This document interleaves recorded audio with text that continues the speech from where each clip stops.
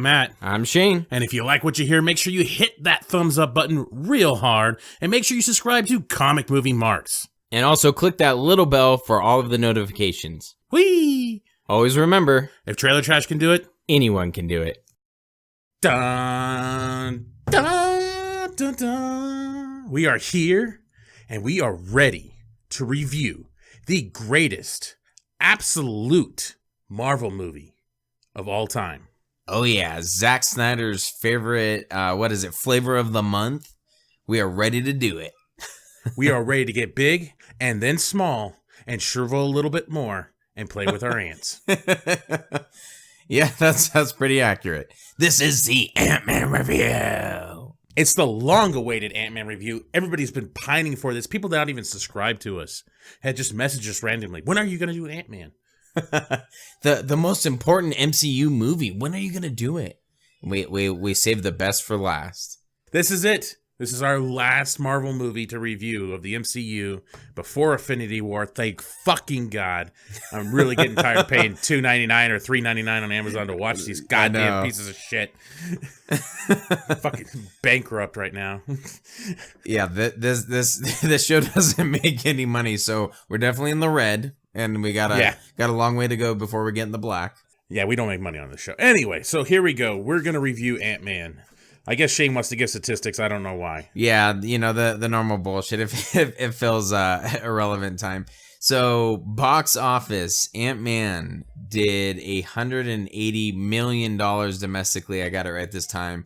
$339 million foreign, for a grand total of $519 million worldwide. Still blows me away that this movie did those numbers. Rotten Tomatoes, if anyone cares, 82% on the tomato meter and 86% audience score. Damn shame. Damn shame. Should be like a 99. It's just so fucking great. Right? Yeah. Fantastic. And in case anyone cared, 7.3 on IMDb and 64 on Metascore. All right, so let's give our positives for Ant-Man. I'll start off first. So what I thought was great was Nicolas Cage was pretty solid in this. Sean Connery was pretty good. I love the beginning scene with Ed Harris as the general. This movie is clearly underrated. The Rock is a much better movie than Ant-Man, and I'm going to talk about The Rock. So Nicolas Cage, we were supposed to watch this last night, Ant-Man, and I didn't. I watched The Rock instead. Oh, holy shit. I thought you were like trying to compare like some people, one of them to Nicolas Cage. I'm like, all right, I'm not following, maybe it's what the fuck is the main guy? Paul Rudd. I was like, maybe you're comparing Paul Rudd to Nicolas Cage. I'm not really sure, but yeah, that's probably a good decision. The Rock was on TV last night, and I'm like, I know I'm supposed to be watching Ant-Man, but I'm gonna watch this. Holy crap! Did they censor the shit out of that movie? Oh man, I didn't realize that movie cussed so much. I just until you watch this and they're like freaking and shit or shoot or shoot or darn it and all the terrible cover up like language and shit. I was like, man, I did not realize that cussed so much. And Nicolas Cage was the rated R queen of the 90s. I didn't even realize it. So that was rated R, The Rock. Then you had Con Air, which was rated R. Yeah. And you had Face Off, which was rated R. And this motherfucker was going to play Superman. Like this, this is just, yeah, just in the blew me 90s. away. Yeah, good point. I was just blew me away. Now I know why everybody, because we watched that one documentary where they're talking about like, Nicolas Cage sounds weird now, but in the 90s, he was a big deal. And now I'm watching this, I'm like, I see what they're talking about. Mm-hmm. Do you think he could have pulled off Superman based on The Rock? I don't know. He got punched a couple times, and man, did he sell well of being a bitch. Like, he just get nailed, and, and he would just go down every punch. A good Clark Kent. All right, fair enough. Yeah. Oh, yeah, he would. He'd stumble through. Yeah, he did a lot of stupid things. But the movie overall, I think, is great. Ed Harris plays an awesome character. The General. The whole setup is fantastic. This is Michael Bay gets a lot of shit, but this one is solid. If you think about this one and Armageddon, this one is The Rock is fucking no way. Awesome. I did not realize that's a Michael Bay film. It is, yes. Wow, I'm gonna have to watch that. I have not seen that in fucking forever. Probably like briefly after it came out, I would assume. like Yeah, a 1996. long time. Yeah. You could really see though his supposed style though. There's a lot of slow mo. There is like a lot of like quick cuts like to faces and stuff with these. The ending actually reminded me a lot of Armageddon. How they just keep showing the crying woman with the black hair, which is Nick Cage's wife in this one, compared to the daughter of Bruce Willis in Armageddon. And it's like exactly the same setup at the very end. It's Nicolas Cage is about to get blown up. Bruce Willis blows himself up. Spoilers for Armageddon and The Rock, if you haven't seen them. And and it's like, wow, he's got like a formula here almost. Like this almost follows the same shit. Sean Connery though, holy shit, does he play a fucking awesome character, dude. When they're sneaking into the Rock to Alcatraz. It's a cool little scene, man. They got some great action, and then the military concept of it all, how it's fairly realistic too, of where Ed Harris's character is talking about the sacrifice that his troops have made and how many people, and he's got the names, the numbers of people doing black ops and stuff like that. It's a pretty intense movie. It really, Ed Harris plays such an awesome character that you're on his side, even though he's supposedly the bad guy. And also another cool note about The Rock is that Hans Zimmer did the score. Holy shit, no way. I did not know that. I actually never would have guessed. Yeah, I couldn't believe it. It popped up. Hans Zimmer and some other douchebag, but mainly Hans Zimmer did the score. That's fantastic. Now I'm really going to have to check it out. Yeah, I don't remember a whole lot about that movie.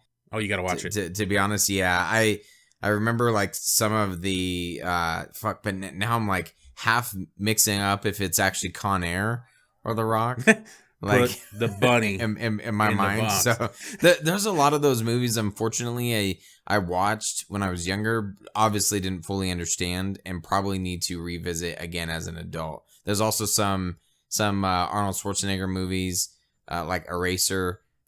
There's some other ones as well. I don't True remember. Lies. True Lies. Yeah, True Lies is a great one. Yeah. I remember seeing like as a young adolescent, but not as an adult, so I probably missed the majority of the shit that was in the movie. And I feel like a lot of Nicolas Cage's movies are like that too. So I'm definitely gonna have to revisit that. Lethal Weapon, I remember some, but is Lethal Weapon's more of an 80s movie though, right? Well, there's 4 of them, so you kind of generate. Okay, yeah, so broad, yeah. But yeah, you go from late 80s, 90s, yeah. I remember seeing Lethal Weapon in the late, or like in the late, when I was probably like 13, 14 maybe. So somewhere like around there is when I first saw Lethal Weapon, and then that was it. Like I haven't seen them since. So those are probably like kind of those ones for sure. I don't know why I'm comparing Lethal Weapon to like Con Air, but these are just ones that are popping into my head of like, yeah, I remember watching them. They were big, when I was a kid. Several of the Rambo movies I've seen several times, but I probably should revisit those as an adult as well. So just a couple ones that like pop in my head where I'm like, man, I remember those being sweet movies, but I just don't remember very much of them. Dude, I remember as a kid, the sex scene in The Rock, I remember thinking I was so excited seeing that as a kid. I was like, that's like one of the best sex scenes ever. Then I watched it now, I'm like, holy crap, there's nothing to it. Like, she's just riding him, like, there's almost fully clothed still and shit. Like, it's not a very good scene. You know what's funny is I had that same thing probably, I don't know, this was probably like 3 or 4 years ago, but I watched the first Terminator. And I remember that being like a vivid sex scene in my mind. I don't know, it like being so much bigger than it actually was. Yeah. And, pun intended. No pun intended. I don't know. But I just remember that being like, that was one of, as a kid, that was one of like the first sex scenes I saw was a Terminator sex scene. And I was from the first one. And I'm like, oh my gosh. And then I rewatched it. I'm like, meh.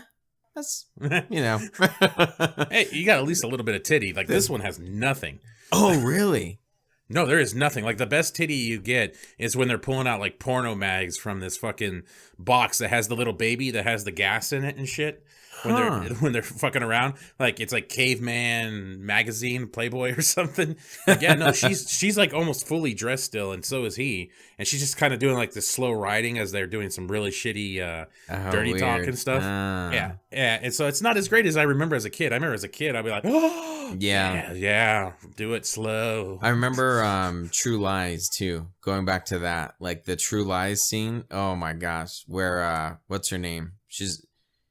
Damn it, I can't think of the actress, but she's like smoking hot then, especially as a young adolescent boy. Oh yeah. Gets you through some tough times. Oh yeah, for sure. When that like sexy stripped down scene where you're like, oh shit.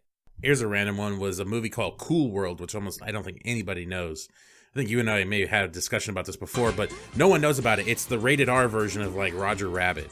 It's like these cartoons and then this real life guy. I think Brad Pitt is in it. I'm not sure. And in order for this cartoon girl to become a real woman, she needs to fuck this dude. And, sounds about right. And so she fucks him, and it's kind of like this. Like the music is going and everything, and it's I remember as a kid I was like, that was a fantastic sex scene, and then I watched it recently, I'm like, there's nothing there, and plus it's a fucking cartoon, like it's not really it's not really what you think, you know? Dude, it's amazing what like a young boy's like that shit could qualify for YouTube. yeah that makes sense. Okay, so what do you want to score Ant-Man?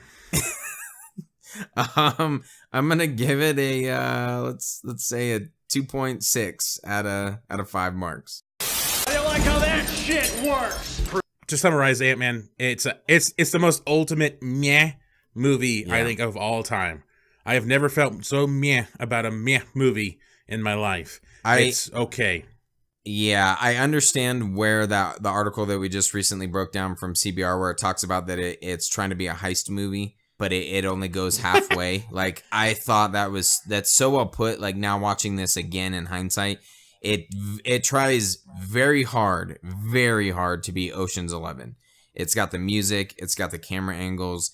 It almost goes over the top parody wise to be. But it's not as good as The Rock, though. The Rock has way better camera angles, slow-mo. I think it's actually The Rock is funnier. I'm talking about the movie than Ant-Man, and I just think that's a better movie. So I definitely recommend The Rock. Watch that again. Yeah, good to know. I will say the standout performance is Carrie Stoll, who plays a great Kevin Spacey playing Lex Luthor as Darren Cross.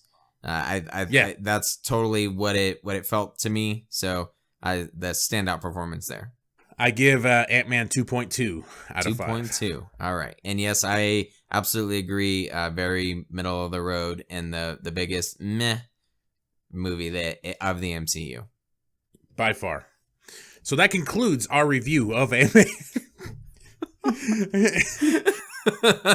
This concludes our MCU retro review. So now we have reviewed all 18 MCU movies. They're all on this channel. I don't know how we made it through. Yeah. But now we get to rank all of them. All 18 movies. All of them. We get to rank them all, hopefully before Infinity War. Yep. I think that's the goal. We're hoping to knock that out coming up pretty soon. So it should be pretty fun. And finally, thank you to everyone who has listened and who has put up with us through all of these different reviews. We have some really entertaining ones, even some of the worst MCU movies. Doctor Strange absolutely is probably at least worth a listen. So if you haven't checked it out, definitely check it out. And thanks for hanging in with all these different reviews, all the different movies, and checking them out and commenting and giving your opinions on each of them as well. In case I don't see you, good afternoon, good evening, and good night. Congratulations, you made it to the end of the video. You're one of very few to make it to the end. Yes, thank you very much. Make sure you hit that like button and subscribe to Comic Movie Marks Podcast and hit the notification bell. You know, all these fucking YouTube channels say this shit, so I'm going to say it now.